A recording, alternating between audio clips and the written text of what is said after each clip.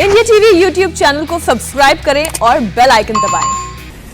कहीं न कहीं उस पूरे विषय पर 7 लाख वैक्सीनेशन पूरे देश में, ये जो वैक्सीनेशन ड्राइव रहा वो अपने आप में एक ऐतिहासिक मोड़ पे जाके खड़ा होता है। तो पूर्ण दिन था, कल तो योग दिवस था ही, किंतु संयोग देखिए कल जिस प्रकार से पूरे विश्व में हिंदुस्तान एकमात्र ऐसा देश बना जिसने एक ही दिन में लगभग 87 लाख वैक्सीनेशन पूरे देश में, ये जो वैक्सीनेशन ड्राइव रहा वो अपने आप में एक ऐतिहासिक मोड़ पे जाके खड़ा होता है।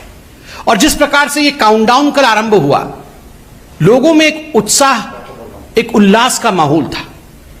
सोशल मीडिया में हम देख रहे थे, लोग बात कर रहे थे कि अब 50 लाख हो गया, अब 60 लाख हो गया, अब 59 लाख हो गया, अब 70 लाख हो गया, और शाम तक जैसे जैसे 80 लाख के ऊपर हिंदुस्तान वैक्सीनेशन में पहुंचने लगा, कहीं ना कहीं जो भारत की लड़ाई कोरोना के खिलाफ है उसमें भारत जीत रहा है, उसमें भारत अवश्य जीतेगा, इस प्रकार का एक खबर, एक लहर पूरे हिंदुस्तान में आने लगी। किंतु दुखद है कि आज सुबह राहुल गांधी ने प्रेस कॉन्फ्रेंस करके एक व्हाइट पेपर की बात की है और कहीं ना कहीं अड़ंगा लगाने का काम किया है। बंधुगण, आप सबने इस कोरोना की लड़ाई को शुरू से ही देखा है। आरंभ में ही राहुल गांधी और कांग्रेस पार्टी ने जब भी इस लड़ाई में निर्णायक मोड़ आए, उस समय उन्होंने राजनीति करने की भरसर प्रयास किए। कहीं ना कहीं इस लड़ाई को डिरेल करने का अथक परिश्रम राहुल गांधी ने किया है। मैं तो कहूंगा अथक परिश्रम राहुल गांधी जी ने भी किया है, और अथक परिश्रम केवल और केवल इंडिया की जो लड़ाई है कोरोना के खिलाफ, कैसे इंडिया उससे डिरेल हो जाए, उसमें अथक परिश्रम राहुल गांधी जी ने किया है। बहुत टायरलेस एफर्ट किया है। आप याद रखिए, जब लॉकडाउन की परिस्थिति थी, पहली बार भारत सरकार ने लॉकडाउन किया था, उस समय उसी लॉकडाउन को तुगलकी लॉकडाउन कह के भारत के जो युवराज है कांग्रेस पार्टी के, राहुल गांधी ने संबोधित किया था, ये तो तुगलकी लॉकडाउन है। तुगलकी लॉकडाउन से लॉकडाउन क्यों नहीं हो रहा है? हमें वैक्सीन चाहिए से इस वैक्सीन में तो गाय का खून मिला हुआ है।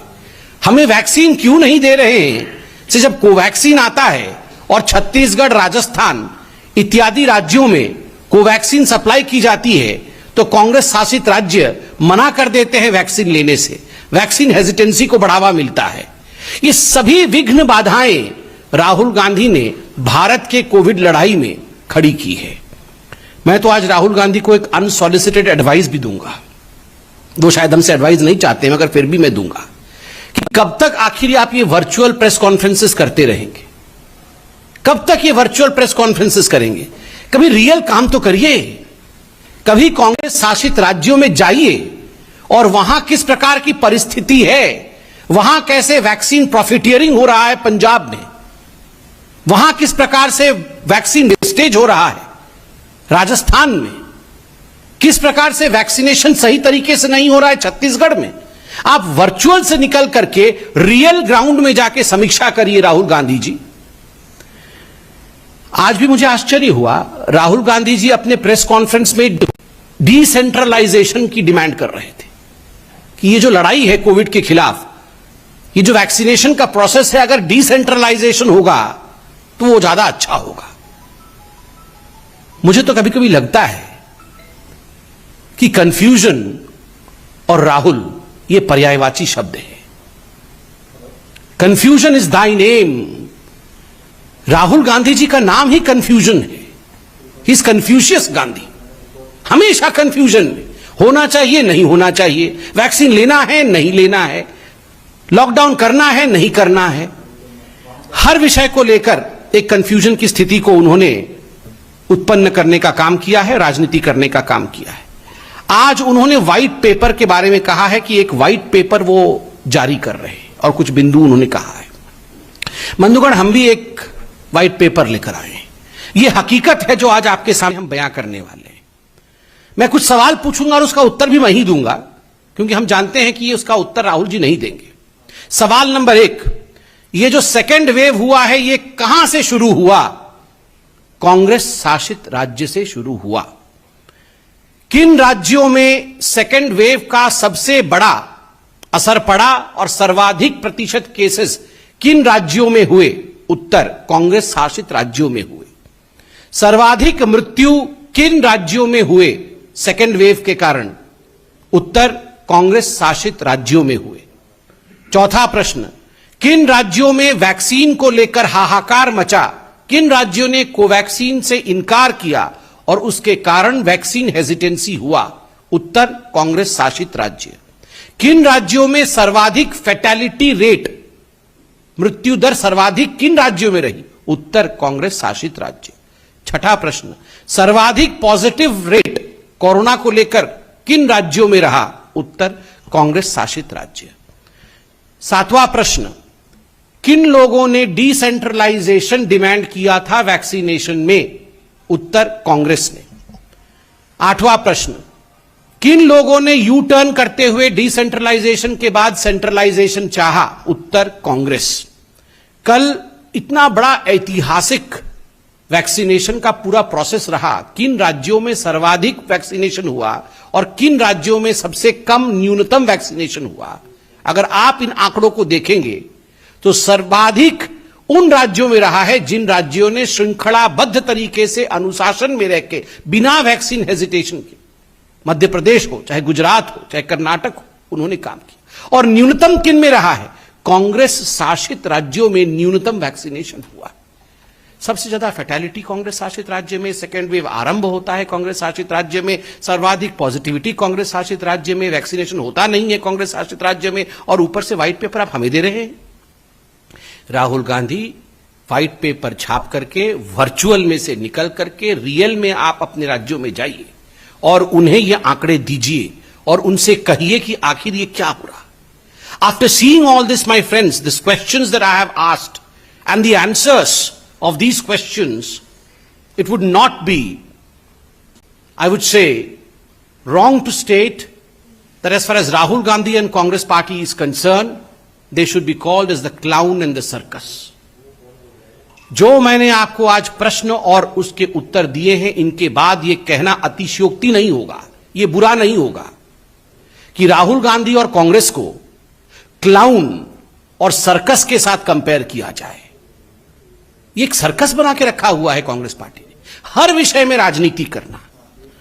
और बंधुगण, पिछली बार जब हमने प्रेस कॉन्फ्रेंस किया था, हमने भारतीय जनता पार्टी ने एक बहुत महत्वपूर्ण सवाल पूछा था। आज मैं पुनः वो सवाल भारतीय जनता पार्टी की ओर से दोहरा रहा हूं। हम उत्तर चाहते हैं। पिछली बार कांग्रेस पार्टी ने तो उत्तर नहीं दिया था, मगर उनके कुछ हितैषियों ने अवश्य उत्तर देने का प्रयास किया था।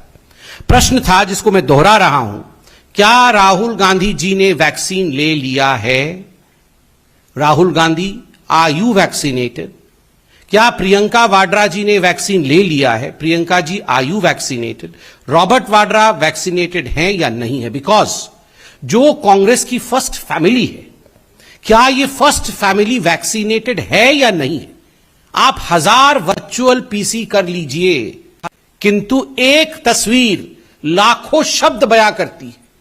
यही कांग्रेस पार्टी है ना जिन्होंने प्रधानमंत्री को टॉन्ट मारा था कि प्रधानमंत्री आपको पहला डोज लेना चाहिए, फोटो अपलोड करना चाहिए, वीडियो अपलोड करना चाहिए वैक्सीन लेते हुए, तब जाके हिंदुस्तान की जनता को लगेगा कि वैक्सीन से कोई खतरा नहीं है और हम वैक्सीन लेंगे। प्रधानमंत्री जी ने जब उनका मौका आया, अर्थात उन्होंने लाइन जंप नहीं किया, जब उनका मौका आया उन्होंने पहले जाकर सुबह सुबह वैक्सीन लिया and yes he posted the pictures.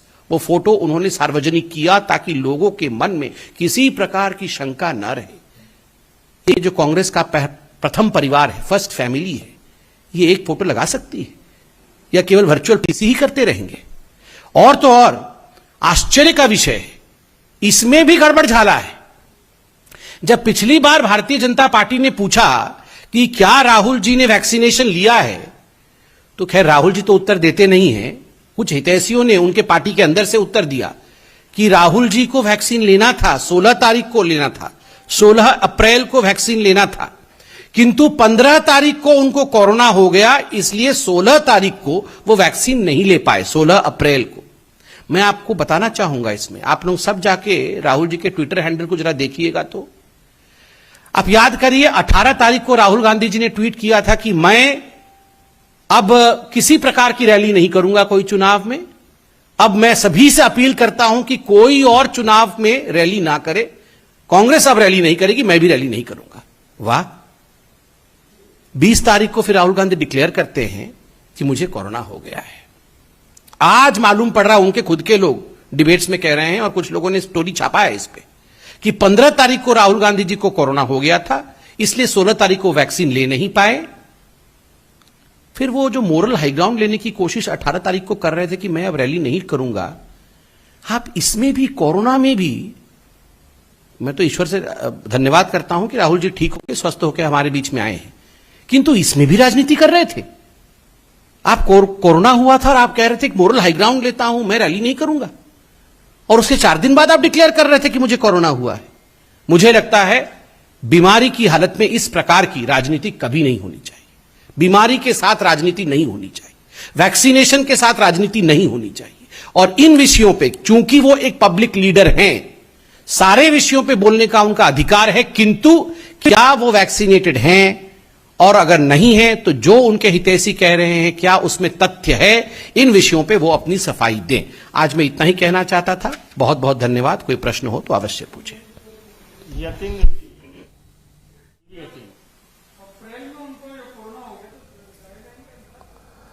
तो संबित पात्रा एक प्रेस कॉन्फ्रेंस के जरिए राहुल गांधी की जो प्रेस कॉन्फ्रेंस थी उसको लेकर के सवाल उठा रहे थे। उन्होंने कहा कि बीजेपी शासित राज्यों में जिस रफ्तार से वैक्सीनेशन का प्रोग्राम चल रहा है वो काबिल तारीफ है, और राहुल गांधी को वर्चुअली नहीं, अब अपने सूबों में जहां पर कांग्रेस के राज है उन सूबों में जाकर वैक्सीनेशन के हालात को देखना चाहिए। और आखिर में एक सवाल यह भी पूछा कि क्या राहुल गांधी ने खुद को वैक्सीनेट कर लिया है। इस सवाल का जवाब संबित पात्रा ने राहुल गांधी से पूछा। अब देखते हैं कि इस सवाल का जवाब कब तक आता है। 5 दिनों में राजनीति क्यों की?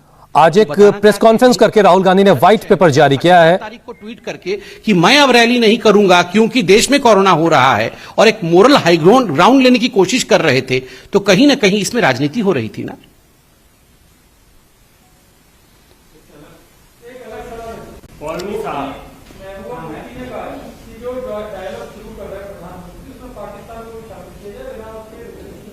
नहीं, no comments from the party on this. इस पे पार्टी कोई कमेंट करना नहीं चाहेगी, क्योंकि किन विषय पे बातचीत हो रही है इस विषय से हम अनभिज्ञ हैं। इस पे हम लोग कोई कमेंट नहीं करेंगे।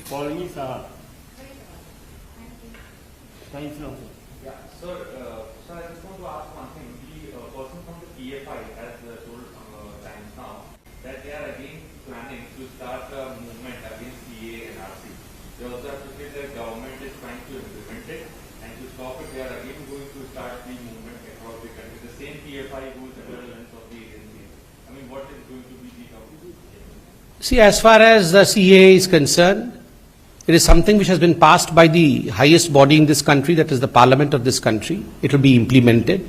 So, of course, there would be few bodies in this country, few organizations in this country, few people in this country who would always be fighting against every law. और कैसे वैक्सीन पर एक बार फिर से जंग की शुरुआत हो गई, आपको बताएंगे एक ब्रेक के बाद।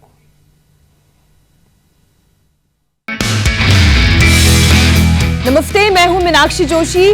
वीडियो और खबरों से अपडेट रहने के लिए India TV YouTube channel subscribe करें, बेल आइकन दबाना ना भूलें। जुड़े रहें इंडिया टीवी के साथ।